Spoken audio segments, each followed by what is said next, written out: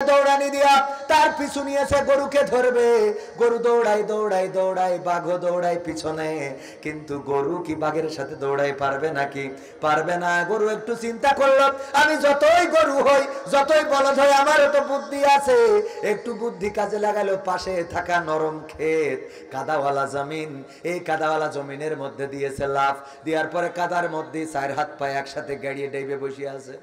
বাঘও ধরার জন্য যখন লাফ দিয়েছে, গরুর গতির থেকে বাঘের গতি বেশি ছিল। গরুকে রেখে আরো 3 হাত সামনে যেয়ে পড়িয়েছে। 3 হাত, কারণ গতি তো বেশি। 3 হাত সামনে যেয়ে সেও কাদার মধ্যে পড়েছে, কাদার মধ্যে আটকে গেছে। গরু চুপচাপ, কোনো টেনশন করে না, খালি জাবর কাটাই। কিন্তু বাঘ যত কাদা থেকে ছাড়ানোর জন্য চেষ্টা করে, ততই কাদার মধ্যে আটকে যায়। এরকম কাদা আছে না নাই? যতই বের হইতে চাই ততই আটকে যায়। আপনারা সুরাবালি চেনেন না? চেনেন না? নদীর ধারে যেহেতু বাড়ি, নদী ভাঙন এখানে আসে না নাই? নদীর গর্ভে বিলীন হয়ে যায় কত বাড়ি। আর তাই মনির খান এই নদীর ভাঙন নিয়ে গান গেয়েছিল, নদীরে ও নদীরে তুই একটু দয়া কর, ভাঙিস না আর বাপের ভিটা বসত বাড়ি ঘর। ঠিক না ঠিক? কিন্তু নদীর কি দয়া করার ক্ষমতা আছে? দয়া চাইতে হবে কার কাছে? এই জন্য আমার আইনুদ্দিন আল আজাদ ভাই বলেছেন, আল্লাহ তুমি দয়ার সাগর, রহমানুর রহিম, তোমার দয়ায় পূর্ণ আমার সারা নিশিদিন, তোমার দয়ায় পূর্ণ আমার সারা নিশিদিন। তুমি মিটাও সকল চাওয়া 2 দিন আগে পরে, তোমার দয়াই সকল পাওয়া, সবই তোমার তারে। ঠিক না? আল্লাহ সব চা মিটাইতে পারে না, পারে না।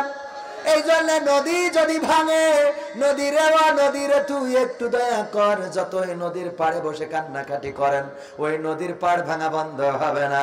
কিন্তু যদি তাহাজ্জুদের নামাজে যাই, নামাজে আল্লাহর কাছে চোখের অশ্রু ফেলে বলা দেখো, আল্লাহ আমার বাপদাদার ভিটামাটিটা আর নদীর গর্ভে বিলীন করে দিও না। আমার দাদার কবরটা এখানে, আমার বাবার কবরটা এখানে। আল্লাহ তুমি এই নদীর গর্ভে আমার বাপদাদার স্মৃতিটুকু বিলীন করে দিও না। আল্লাহ যদি চাই নদীর কুল ভাঙে অকুল গড়ে, এই তো নদীর খেলা। সকাল বেলার ধনী তুমি ফকির সন্ধ্যাবেলা। আল্লাহ চাইলে নদী রক্ষা করতে পারে না, পারে না? নদীর মধ্যে চর জাগান কে? আবার সেই চরের মধ্যে চূড়াবালি দেন, চূড়াবালিতে আটকে যায়। ভাইরা আমার, ওই চূড়াবালিতে আটকে যাওয়ার ঘটনা সবাই জানেন। যদি কেউ আটকে যায়, যত লাফাচাপা করে ততই তলাইতে থাকে। বরং চুপচাপ বসে থাকলে উদ্ধার হওয়ার রাস্তা হয়ে যেতে পারে না, পারে না? ওই বাঘটা যত আটকানো, যত ছাড়ানোর চেষ্টা করে ততই আটকে যায়। কিন্তু গরুর কোনো টেনশন নাই, বসে খালি জাবর কাটাচ্ছে। বাঘ বলছে, এই গরু তুই তো আসলে গরু। গরু বলছে, কে ভাই কি হইয়ে? গরুর তো কথা তো এরকমই হবে। বলছে, ভাই কি হইয়ে? ভাই কি হয়েছে? মানে, আরে গরু, আমি তোরে ধরার জন্য দৌড়ানি দিলাম 3 দিন না খাওয়া। আমি যদি তোরে ধরতে পারতাম, আমি মজা করে খাতাম, আমি বেঁচে থাকতাম, তুই মারা যাতিস, কথা ঠিক।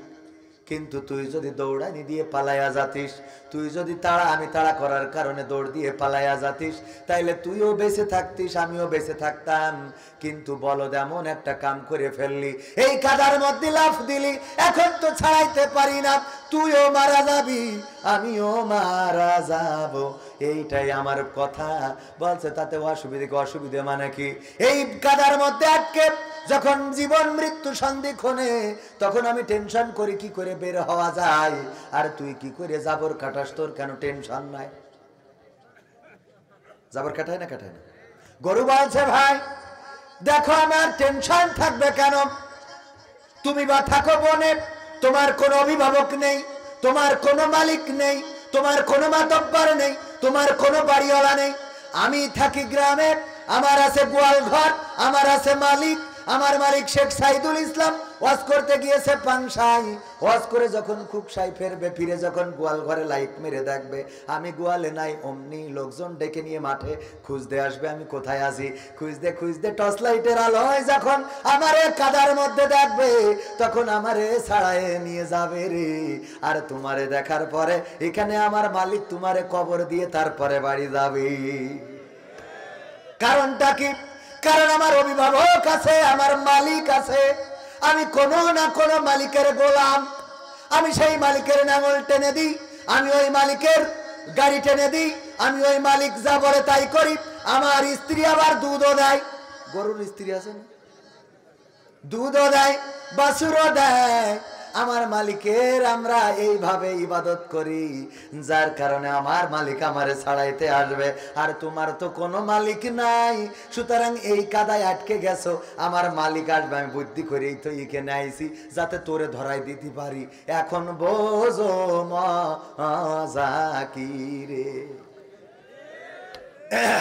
তাহলে আমাদের প্রথম কাজ কি? মালিক মানবো কাকে? আল্লাহকে যদি মালিক মানা হয়, তাইলে আমার মাননীয় প্রধানমন্ত্রী সাবেক শেখ হাসিনা, উনার কি দাদার কাছে যাওয়া লাগতো? কতখানি লাগতো? কারণ দাদার দেশে ওই মালিক আছে না নাই? আমার বাংলাদেশেও আছে না নাই? তাহলে বাংলাদেশে থাকলেও আল্লাহর ডাকা যেত। কিন্তু যখন আমার দিদি, আমার নেত্রী যখন মালিক হিসেবে দাদার মনে করেছে, তখন মনে করেছে ওই দাদা ভারতে ছাড়া নেই, সুতরাং বাংলাদেশে ডেকে লাভ হবে না। কথা কয় না, ঠিক না বেঠে? ওই দাদার কাছে জাতি হলে কনে জাতি হবে? কথা কয় না। ক্ষমতায় কেউ স্থায়ী হয় না, হোক না সে খালেদা কিবা হাসিনা, চেয়ারটা চিরকাল থাকে না। ক্ষমতায় কেউ স্থায়ী হয় না, হোক না সে রেহেনা কিবা হাসিনা, চেয়ারটা চিরকাল থাকে না। ক্ষমতায় কেউ স্থায়ী হয় না, মুজিবুর বেশি দিন থাকেনি, জিয়াউর কেউ তো রাখেনি। মুজিবুর বেশি দিন থাকেনি, জিয়াউর কেউ তো রাখেনি। এরশাদ চলে গেছে পৃথিবী ছেড়ে, এরশাদ চলে গেছে পৃথিবী ছেড়ে, কেউ আজ তার কথা কয় না। ক্ষমতায় কেউ স্থায়ী হয় না, হাসিনা ক্ষমতা ধরে রাখতে আয়না ঘর বানিয়েছিল, জনগণের রোশানলে দাদার দেশে পালিয়ে গেল। হাসিনা ক্ষমতা ধরে রাখতে আয়না ঘর বানিয়েছিল, জনগণের রোশানলে দাদার দেশে পালিয়ে গেল। ডিবি হারুনের পাশে আর, ডিবি হারুনের পাশে আর পরিমণিদের দেখা যায় না। ক্ষমতায় কেউ স্থায়ী হয় না, হোক না সে রেহেনা কিবা হাসিনা, চেয়ারটা চিরকাল থাকে, চেয়ারটা চিরকাল থাকে না। যত বড় ক্ষমতাবান হন, ফেরাউন ক্ষমতায় ছিল, নমরুদ ক্ষমতায় ছিল, আবু জাহেল ক্ষমতায় ছিল, আবু লাহাব ক্ষমতায় ছিল, আবরাহা ক্ষমতায় ছিল, কারো চেয়ার টেকে নাই। সুতরাং এখনকার সময় যদি শেখ সাইদুল ইসলাম সাহেব উনি মনে করে এই চেয়ার আমার, এই চেয়ারও উনার চিরদিন থাকবে। কত কেন থাকবে? এই চেয়ার চিরদিন থাকবে না। কিন্তু যারা আল্লাহকে অভিভাবক মেনে নেয়, তাদের কোনো কষ্ট থাকে না, তাদের পালাতে হয় না। তারা ফাঁসির কাষ্টেও যদি ঝোলে তাও হাসতে হাসতে যায়, ঠিক না বেঠে? তারা জেলখানায় থাকলেও জানে আল্লাহ আছে, এই জন্য জেলখানায় থেকেও গ্রিন টি খায়, সেখানে থেকেও তারা হাসে। হাতে যদি হ্যান্ডকাপ লাগায় তারপরেও জানে কেউ না দেখলেও দেখেন কে, কেউ না দেখলেও দেখে আল্লাহ, কেউ না শুনলেও শোনে আল্লাহ, কেউ না জানলেও জানে আল্লাহ, কেউ না পাশে থাকলেও পাশে থাকেন কে?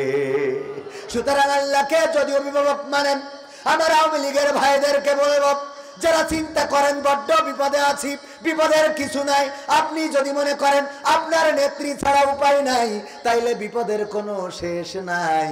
কিন্তু আপনি যদি মনে করেন আল্লাহ বলে একজন আছে, আল্লাহর কাছে যদি নিজেকে সমর্পণ করে দিতে পারেন, তাইলে আপনার আর কোনো টেনশন নাই।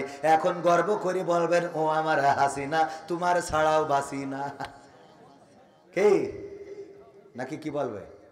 লজ্জায় মনে নেই মনে হয় আপনাদের, মনে আছে? মনে আছে? তাইলে অভিভাবক মানবো কাকে? কাকে?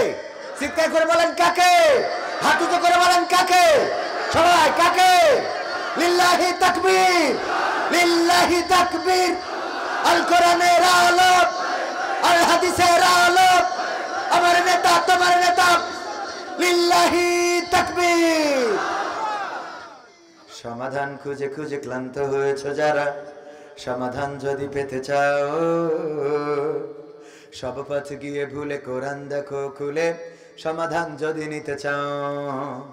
সমস্যা যত সব দূর করে দিবে রব, সমস্যা যত সব দূর করে দিবে রব, যদি তুমি যাও চেয়ে যাও। সমাধান সমাধান খুঁজে খুঁজে ক্লান্ত হয়েছে যারা, সমাধান যদি পেতে চাও, সব পথ গিয়ে ভুলে কোরআন দেখো খুলে, সমাধান